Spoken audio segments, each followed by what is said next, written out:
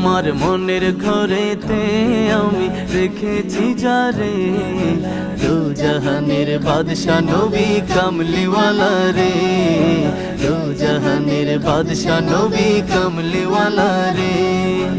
আদি পিতা আদম যখন মুসিবতে পড়ে, ওদের নবীর উসিলাতে আল্লাহ কবুল করে।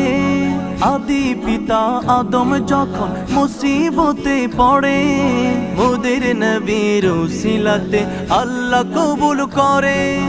সাকারাতের বিছানাতে দেখা দিও রে, দু জাহানের বাদশা নবী কামলিওয়ালা রে, দু জাহানের বাদশা নবী কামলিওয়ালা রে।